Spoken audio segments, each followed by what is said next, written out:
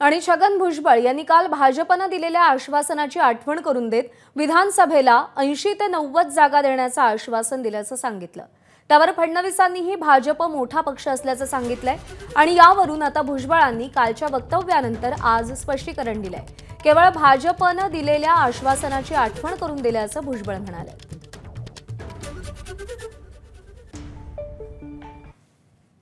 हे आमचे सगळे आपले आमदार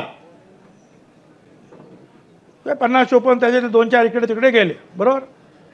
योग्य तो वाटा जो आहे महाविकास महायुतीमध्ये जे आहे आपल्याला मिळाला पाहिजे।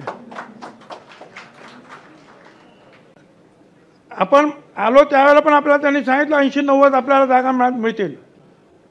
यावेळेला जी काही खटपट झाली ती खटपट पाहता पुढेही खटपट होता कामा नये। आम्हाला एवढ्या जागा मिळाल्या पाहिजेत हे त्यांना आपल्याला सांगावं लागेल। तेवढ्या मिळाल्या तर 50-60 निवडून येणार हो। विधानसभेमध्ये कोणी किती जागा लढायच्या या संदर्भात तिन्ही पक्षाचे नेते एकत्रित बसतील, योग्य फॉर्म्युला ठरवतील आणि त्यानुसार तिन्ही पक्षांना जागा मिळतील। निश्चितपणे भाजप सर्वात मोठा पक्ष असल्यामुळे भाजपला सर्वात जास्त जागा मिळतील, पण आमच्या सोबतचे जे 2 पक्ष आहेत त्यांचा पूर्ण सन्मान हा यामध्ये राखला जाईल। खासदारकीच्या जागा मिळणार आहेत लढवायला, इतक्या आमदारकीच्या जागा लढवायला मिळणार आहेत, एवढे मंत्रिपद मिळणार आहेत।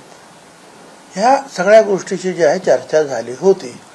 त्या चर्चेची मी केवळ त्यांना आठवण करून दिली। भाजप हा मोठा पक्ष आहे, बिग ब्रदर आहे आमच्या महायुतीमध्ये, त्यामुळे त्यांना जास्तच जागा मिळणार। त्यांनी हेही सांगितलं की आमच्या बाकीचे 2 जे आहेत पक्ष त्यांचा जे आहे योग्य तो मानसन्मान राखला जाईल। तर ते बरोबर आहे, ते मला मान्य आहे। एबीपी माझा, उघडा डोळे बघा नीट।